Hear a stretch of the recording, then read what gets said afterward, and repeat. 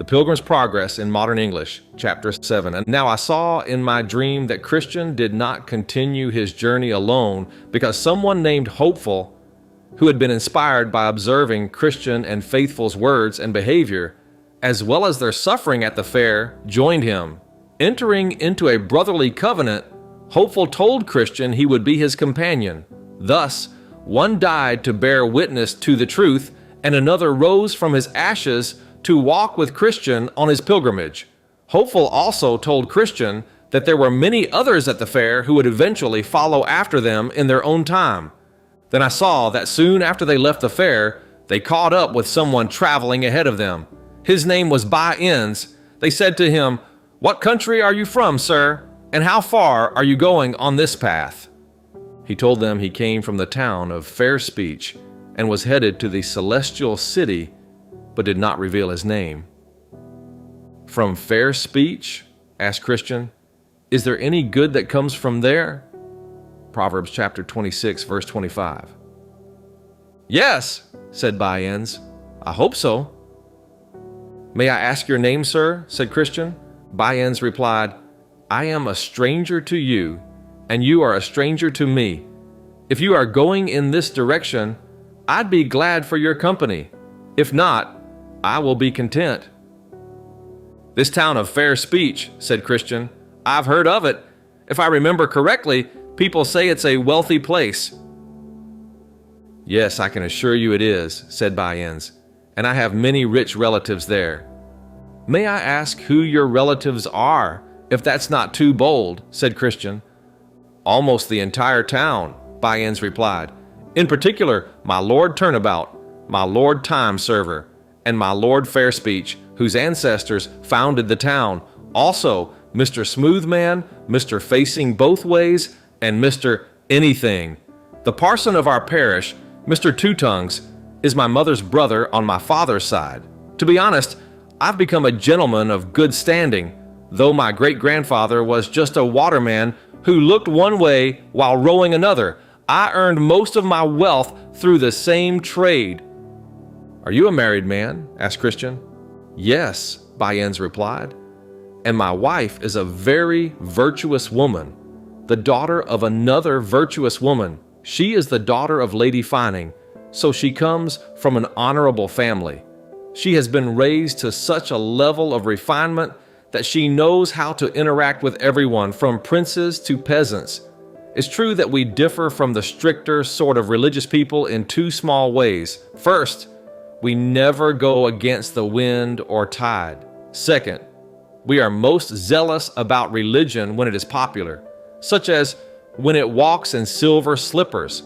We love to follow religion in public when the sun shines and people cheer for it." Then Christian stepped a little to the side to speak to his companion Hopeful, saying, "I have a feeling that this is one By Ends from Fair Speech. If it is him, we have one of the most dishonest men in our company from this entire region." Hopeful replied, "Ask him. I think he shouldn't be ashamed of his name." So Christian approached By Ends again and said, "Sir, you speak as though you know more than most people, and if I am not mistaken, I believe I know who you are. Isn't your name Mr. By Ends of Fair Speech?" By Ends answered, "That is not my name. It is a nickname given to me by people who dislike me, and I must bear it as an insult, just as other good men have borne such things before me." Christian asked, "But have you ever given people a reason to call you by this name?" By Ends replied, "Never, never. The worst I have ever done to deserve this name is that I have always had the fortune to agree with the prevailing opinions of the times, whatever they might be, and I happen to benefit from it. But if that's the reason this name has been given to me, I'll consider it a blessing. Let the malicious not accuse me unfairly because of it." Christian responded, "I thought you might be the man I've heard about. And to be honest, I fear this name fits you better than you are willing to admit." By Ends said, "Well, If you choose to think that, I cannot stop you. You will find me to be a pleasant traveling companion if you will still accept me as your associate." Christian replied, "If you want to travel with us, you must be willing to go against the wind and tide, which, as I see it, is not your usual way. You must also follow religion when he is dressed in rags, as well as when he wears silver slippers, and stand with him when he is bound in chains, just as you would when he is celebrated in the streets." Bunyan answered, "You must not force your way on my beliefs. Leave me to my liberty, and let me travel with you." Christian replied, "Not one step further unless you agree to follow what we practice." Bunyan then said, "I will never abandon my old principles, since they are both harmless and profitable. If I cannot go with you, I will continue as I was before, traveling alone until I meet others who will gladly accept my company." Now I saw in my dream that Christian and Hopeful left him behind and kept their distance ahead of him. But one of them, looking back, saw 3 men following Bunyan's. When they caught up to him, Bunyan's gave them a low bow, and they returned the gesture. The names of the men were Mr. Hold the World, Mr. Moneylove, and Mr. Save All. Bunyan's had known these men before. They had been schoolmates in their youth, taught by a teacher named Mr. Greitman in the town of Lovegan, a marketplace in the county of Coveting, located in the north. This teacher had taught them the art of gaining wealth, and whether by force, deceit, flattery, lying, or pretending to be religious. These 4 gentlemen had mastered their teacher's lessons so well that they could have started their own school. After greeting each other, Mr. Moneylove said to Bunyan's, "Who are the men traveling ahead of us?" For Christian and Hopeful were still visible. Bunyan's answered, "They are 2 travelers from a distant land who, according to their way, are on a pilgrimage." Moneylove said, "What a shame they didn't wait, so we could enjoy their company. Surely they, you, and we are all traveling for the same purpose." Bunyan's replied, "Indeed we are.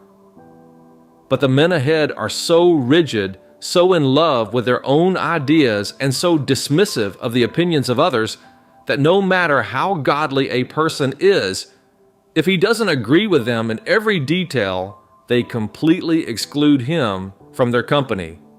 Save All said, "That is unfortunate, but we read of some who are overly righteous, and such rigidity leads them to judge and condemn everyone but themselves. May I ask, what were the things in which you disagreed?" Bunyan's, "Well, they, in their stubborn way, believe it is their duty to continue their journey no matter the weather, while I prefer to wait for favorable winds and tides. They are willing to risk everything for God all at once, but I prefer to take advantage of opportunities that ensure my safety and preserve my possessions. They hold on to their beliefs even if everyone else disagrees with them, but I follow religion only as far as the times and my safety allow. They are committed to religion when it's in rags and looked down upon, but I prefer religion when it walks in silver slippers, in the sunshine, and with the applause of others." Reading number 30. Hold the world. Yes, and keep holding that position, good Mr. Bunyan's. As for me, I can only consider someone a fool if, while having the freedom to keep what they possess, they are so unwise as to lose it. Let us be as wise as serpents. It is best to make hay while the sun shines. You see how the bee stays still in the winter and only moves when it can profit with ease. God sometimes sends rain and sometimes sunshine. If they are foolish enough to go through the rain, let us at least be content to travel in fair weather. As for me, I prefer the kind of religion that aligns with the safety of God's blessings to us. Who, ruled by reason, can imagine that since God has given us the good things of this life, He would not want us to keep them for His sake? Abraham and Solomon became wealthy while being religious.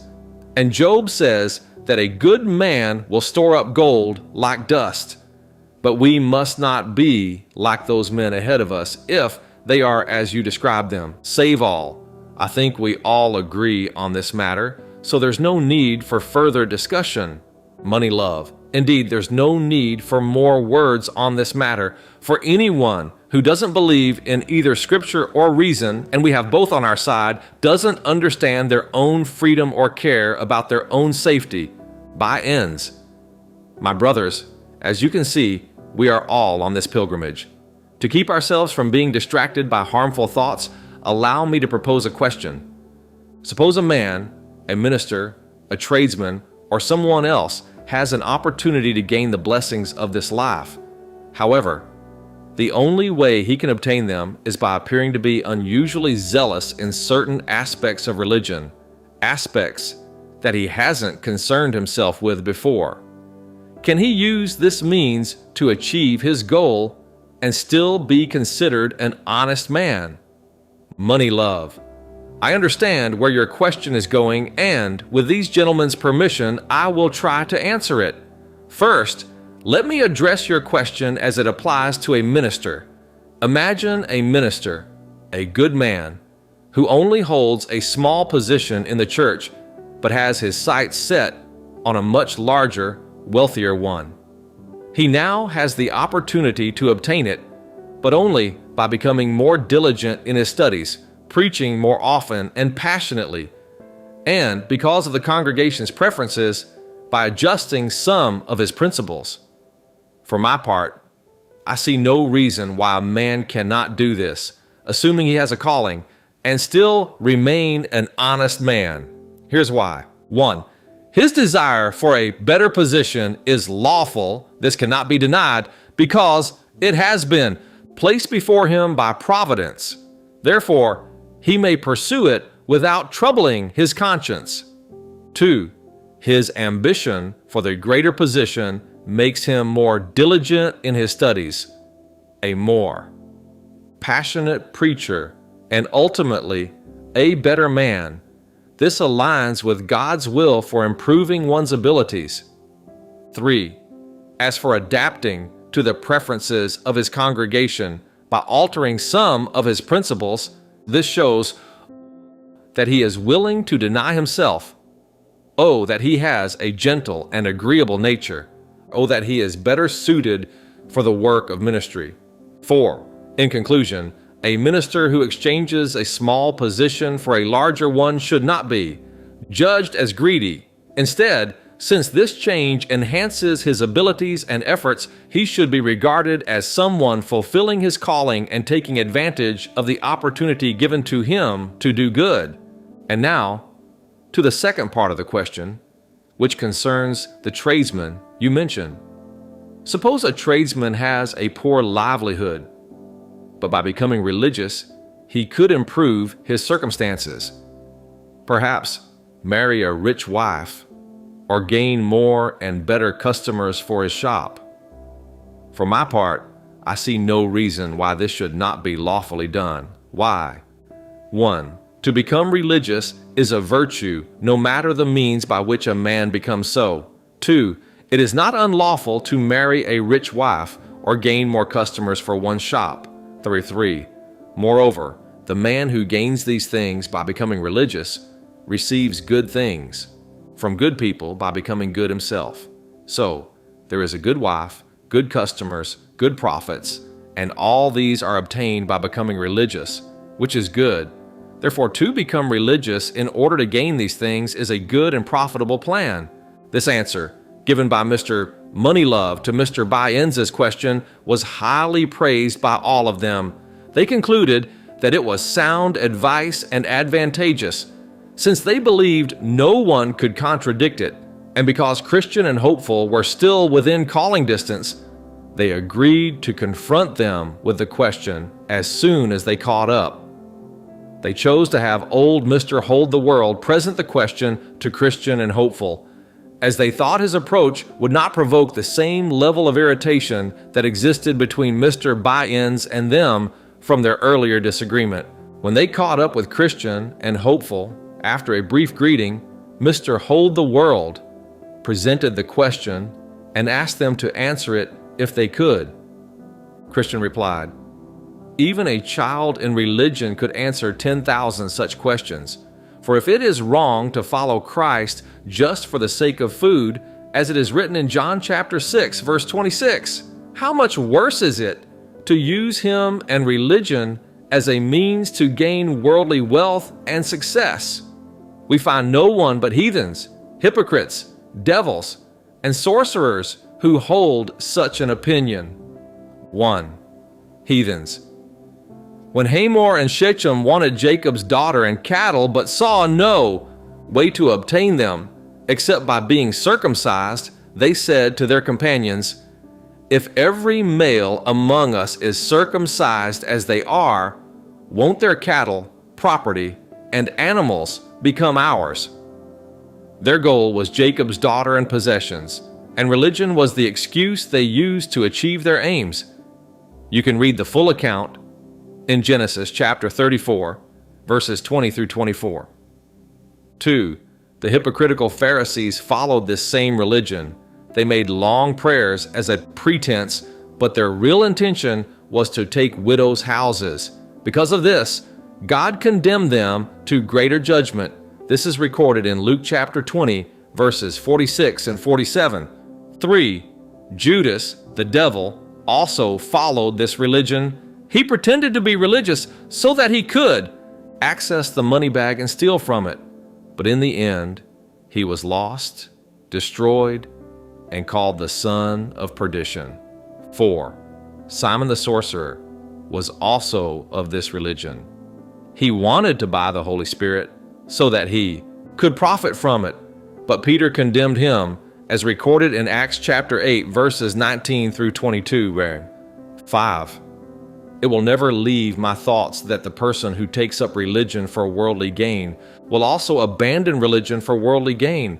Just as surely as Judas embraced religion to pursue the world, he also sold both religion and his master for the same reason, to answer the question affirmatively, as I see you have done, and to accept such an answer as valid is heathenish, hypocritical, and devilish.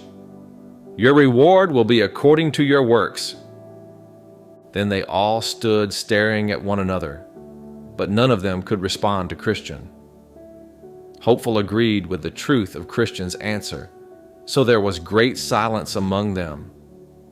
Mr. Bunyan and his group were shaken and lagged behind so that Christian and Hopeful could go on ahead. Then Christian said to his companion, "If these men cannot endure the judgment of other men, what will they do when they face the judgment of God? And if they are silent when confronted by mere human beings, how will they respond when they are rebuked by the flames of a consuming fire?"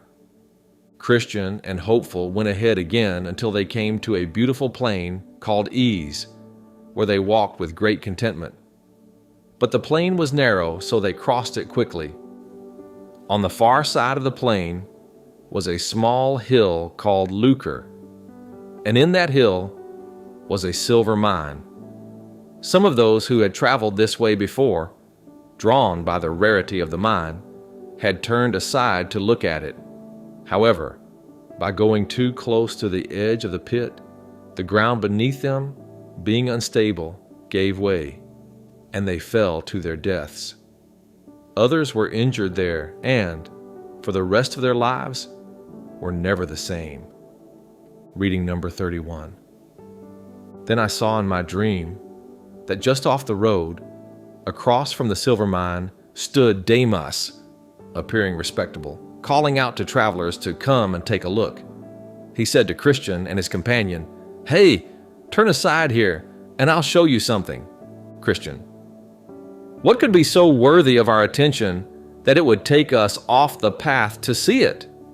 Demas: "There's a silver mine here, and some people are digging for treasure. With a little effort, you can make yourselves very wealthy." Hopeful: "Then Hopeful said, 'Let's go take a look.'" Christian: "Not me," said Christian. "I've heard about this place before, and how many have been killed here. Besides, that treasure is a trap for those who seek it, as it hinders them in their pilgrimage." Then Christian called out to Demas, saying, "Isn't this place dangerous? Hasn't it caused many to be hindered in their pilgrimage?" Hosea chapter 9, verse 6. Demas, "It's not very dangerous, except to those who are careless," he said, though he blushed as he spoke. Then Christian said to Hopeful, "Let's not take a single step off this path. Let's keep moving forward." Hopeful, "I'm sure that when Bunyan catches up, if he gets the same invitation we did, he'll turn aside to take a look." Christian, "No doubt about it. His principles lead him in that direction, and I'd wager 100 to 1 that he dies there." Demas. Then Demas called out again, saying, "But won't you come over and take a look?" Christian replied firmly, "Demas, you are an enemy to the right paths of the Lord of this way. You've already been condemned for turning aside by one of His Majesty's judges." 2 Timothy chapter 4, verse 10.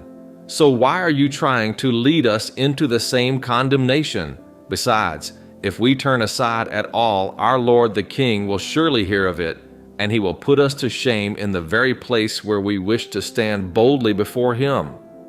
Demas cried out again, claiming he was one of their brothers. He said, "If you wait a little, I will walk with you." Then Christian asked, "What is your name? Is it not the name I've already called you by?" Demas, "Yes, my name is Demas. I am a son of Abraham." "I know who you are. Gehazi was your great-grandfather. Judas was your father, and you followed in their footsteps. What you're doing is a wicked scheme. Your father was hanged for being a traitor, and you deserve no better punishment." 2 Kings chapter 5, verses 20 through 27. Matthew chapter 26, verses 14 and 15. Chapter 27, verses 3 through 5. "Be assured that when we reach the king, we will tell him about your behavior." With that, they continued on their way. By this time, Bunyan and his companions came into view. At the first opportunity, they went over to Demas. Now, whether they fell into the pit by looking too closely over the edge, whether they went down to dig, or whether they suffocated at the bottom from the poisonous gases that often rise there, I cannot say. But one thing I noticed, they were never seen again on the path. Then Christian sang, "Bunyan and silver-loving Demas agree.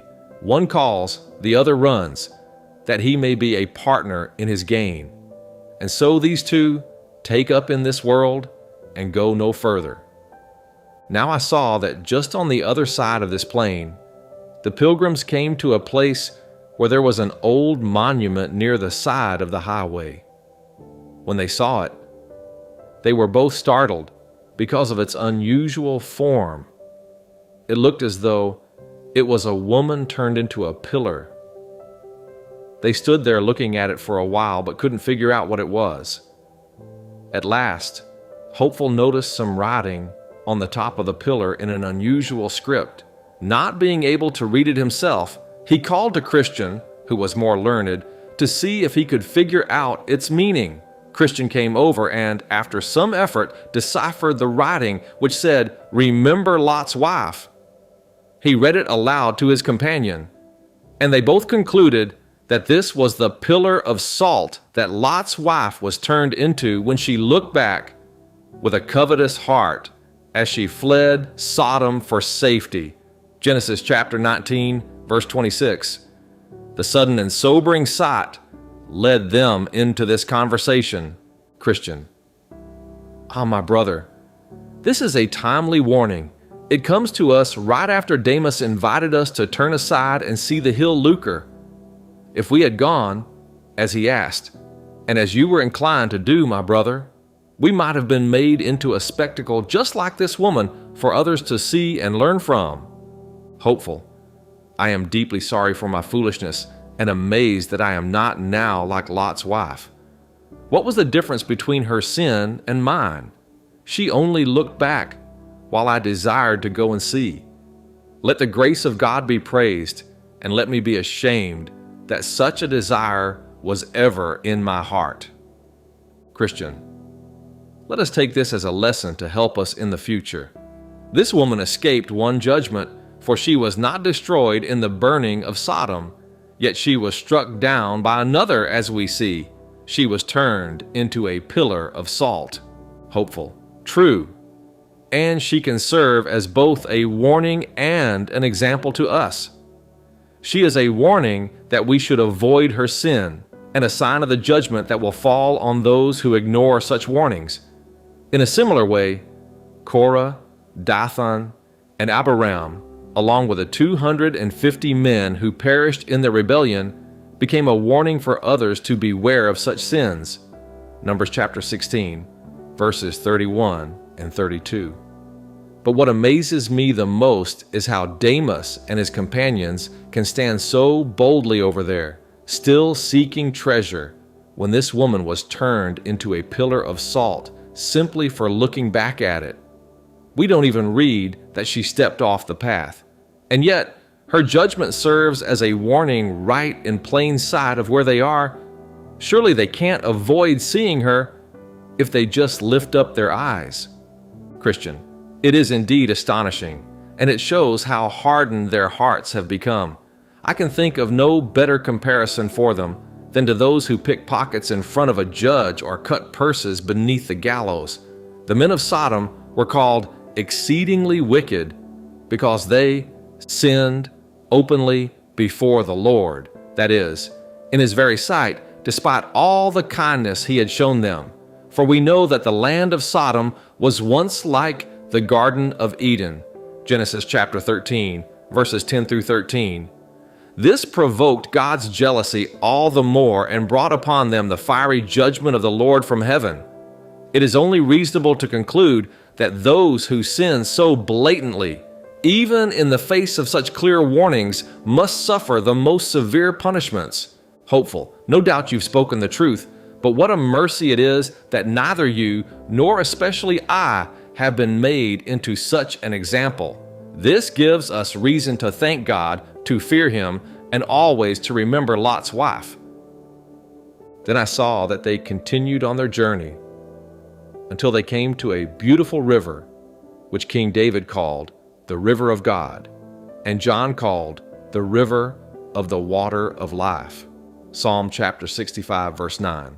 Revelation chapter 22, verse 1. Ezekiel chapter 47, verses 1 through 9. Their path ran right alongside the riverbank. Here, Christian and his companion walked with great joy. They also drank from the water of the river, which was refreshing and invigorating to their weary spirits. Moreover, on either side of the river were green trees bearing all kinds of fruit. The leaves of these trees were eaten to prevent sickness and other ailments caused by the heat and exertion of travel. On both sides of the river was also a meadow, beautifully adorned with lilies, and it stayed green all year round. In this meadow they lay down and rested, for it was a safe place to sleep. Psalm chapter 23, verse 2. Isaiah chapter 14, verse 30. When they awoke, they ate more fruit from the trees, drank again from the river, and then lay down to sleep once more. They repeated this for several days and nights. During this time they sang, "Behold how these crystal streams do glide, to comfort pilgrims by the highway side. The meadows green, besides their fragrant smell, yield delights for them. And he who can tell what pleasant fruit, yes, leaves these trees do yield, will sell all he has to buy this field." Reading number 32. So when they were ready to continue, since they had not yet reached their journey's end, they ate, drank, and departed. Now I saw in my dream that they had not traveled far when the river and the road parted ways for a time. This made them quite sad, but they dared not stray from the path. The road away from the river was rough, and their feet were sore from their travels. Because of this, The pilgrim's spirits were greatly discouraged by the difficult road. Numbers chapter 21, verse 4. As they continued, they wished for an easier path. Soon, they came to a meadow on the left side of the road, with a stile leading into it. The meadow was called Bypath Meadow. Then Christian said to his companion, "If this meadow runs alongside our path, let's go into it." He went to the stile to check, and sure enough, a path ran parallel to the road on the other side of the fence. "This is just what I hoped for," said Christian. "Here is an easier path. Come on, good hopeful, let's cross over." Hopeful, "But what if this path leads us off the right way?" Christian, "That's unlikely," said Christian. "Look, doesn't it run alongside the road?" Hopeful, persuaded by his companion, followed him over the stile. When they crossed over and began walking on the path, they found it much easier on their feet. As they walked, they saw a man ahead of them on the same path. His name was Vain Confidence. They called out to him and asked where the path led. He replied, "To the celestial gate." "See," said Christian, "didn't I tell you so? Now you can see that we are on the right path." So they followed him, letting him lead the way. But soon night fell, and it became very dark. Those following could no longer see Vain Confidence ahead of them. Vain Confidence, not being able to see the path, fell into a deep pit. This pit had been deliberately placed there by the prince of the grounds to catch boastful fools, and he was crushed to death in his fall. Isaiah chapter 9, verse 16. Christian and Hopeful heard him fall and called out to ask what had happened, but there was no answer, only the sound of groaning. Then Hopeful asked, "Where are we now?" Christian remained silent, realizing that he might have led them off the right path. Then it began to rain, thunder, and lightning in a terrifying storm, and the water began to rise quickly. Hopeful groaned inwardly and said, "Oh, that I had stayed on the right path." Christian, "Who would have thought that this path would lead us astray?" Hopeful, "I was afraid of this from the start, and I gently warned you. I would have spoken more plainly, but you are older than I." Christian, "Good brother, please don't be angry. I am sorry for leading you off the right path and putting you in such danger. Please, my brother, forgive me. I didn't do it with bad intentions." Hopeful, "Be comforted, my brother, for I forgive you, and I believe this will work out for our good." Christian, "I am thankful to have such a merciful brother, but we must not stay here. Let's try to go back." Hopeful, "But let me go ahead of you, good brother." Christian, "No. If you don't mind, let me go first so that if there is any danger, I will face it first, since it was my decision that caused us both to go off the right path." Hopeful, "No," said Hopeful. "You shall not go first, for your troubled mind may cause you to lose the way again." Then to encourage them, they heard a voice saying, "Set your heart toward the highway, the way you have traveled. Turn back again."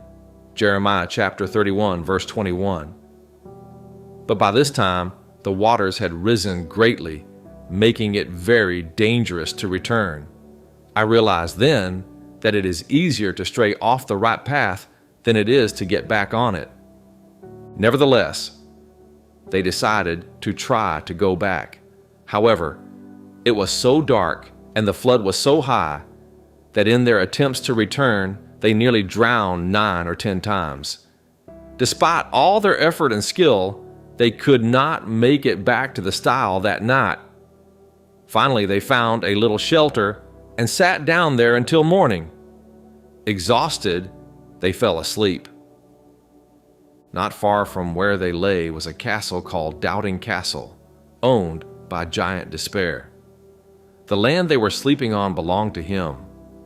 Early in the morning, Giant Despair went for a walk in his fields and found Christian and Hopeful asleep on his property. With a grim and harsh voice, he woke them up and asked where they were from and what they were doing on his land. They told him they were pilgrims who had lost their way. The giant said, "You have trespassed on my land by walking on it and sleeping here. Therefore, you must come with me." Since he was much stronger than they were, they had no choice but to follow him. They also said very little because they knew they were at fault. Giant Despair drove them before him and locked them in his castle in a dark, filthy dungeon that was so foul it depressed their spirits. Here they lay from Wednesday morning until Saturday night without a bite of bread, a drop of water, any light, or anyone to ask how they were doing. They were in a terrible state, far from friends and loved ones. Psalm chapter 88, verse 18. Christian's sorrow was doubled because he realized it was his unwise decision that had led them into this distress. Now, Giant Despair had a wife named Diffidence.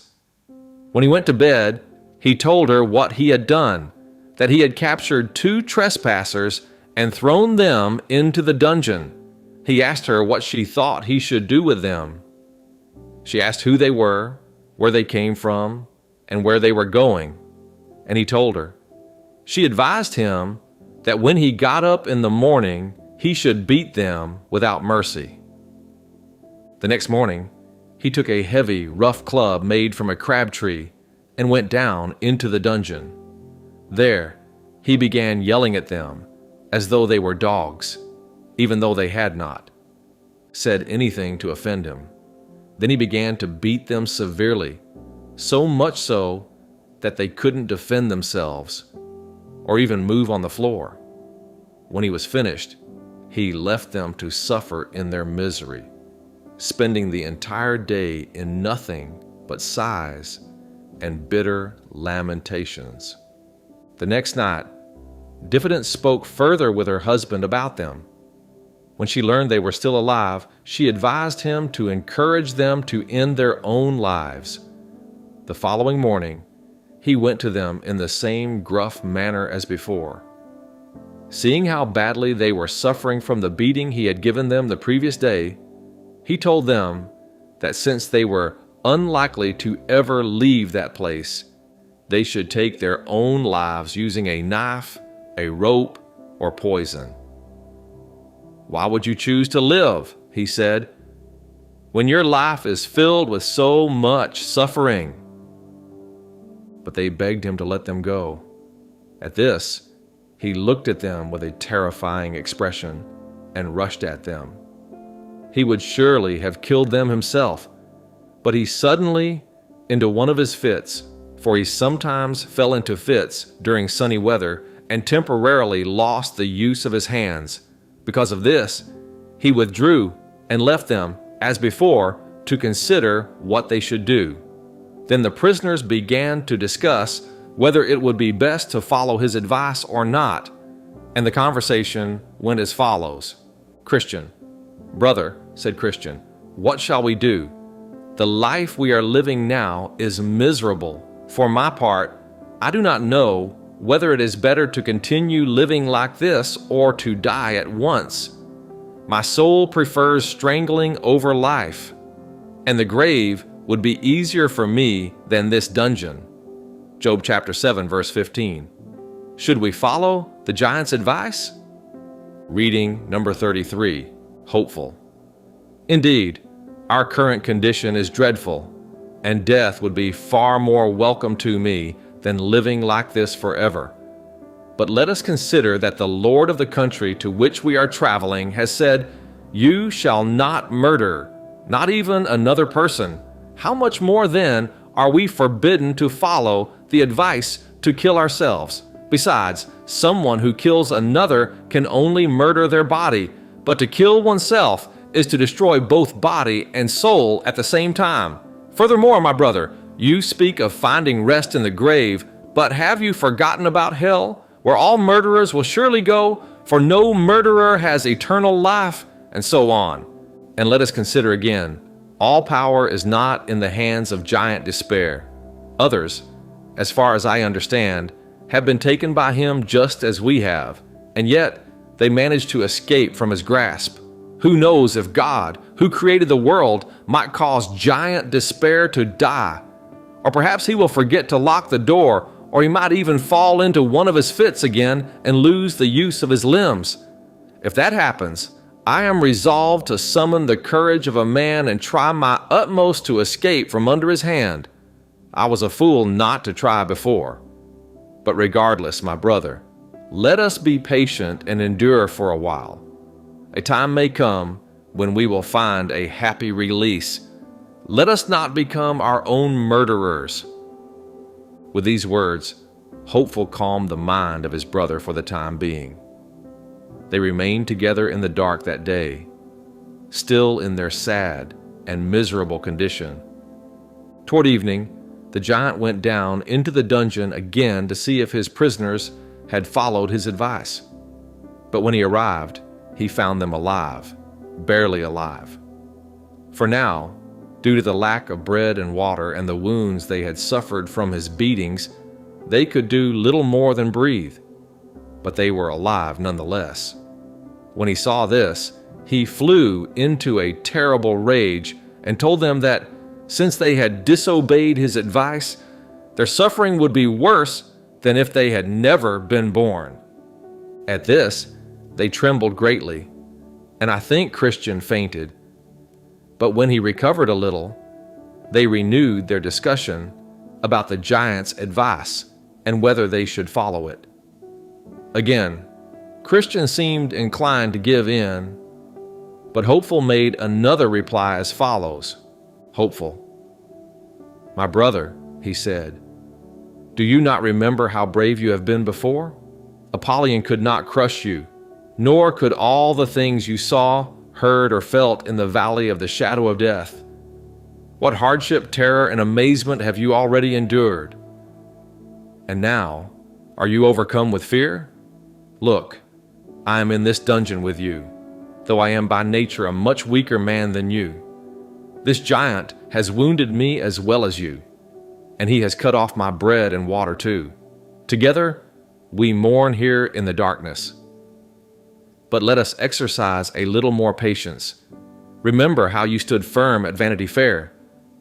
You were not afraid of the chains or the cage, nor even of a bloody death. Therefore, let us, at the very least, to avoid the shame of being found cowardly, which does not suit a Christian, endure with patience as best as we can." That night, as the giant and his wife lay in bed, she asked him about the prisoners and whether they had followed his advice. He replied, "They are stubborn rogues. They would rather endure all hardships than take their own lives." Then she said, "Take them to the castle yard tomorrow and show them the bones and skulls of those you have already killed.